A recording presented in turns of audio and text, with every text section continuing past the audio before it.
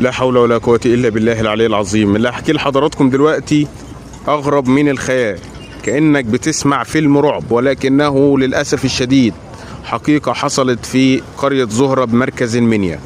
الأب قال لمراته، اسمع التفاصيل كاملة، قال لمراته أنا عايز أشوف عيالي، أنا مسافر وعايز أشوفهم وأفسحهم وأقعد معاهم وأتغدى معاهم.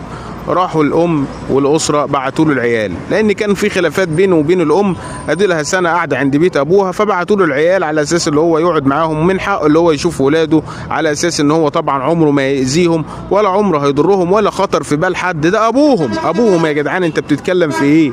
حصل العيال راحوا له البيت، بعد ما راحوا البيت لك أن تتخيل المشهد المأساوي، كل واحد كأنه مستني دوره.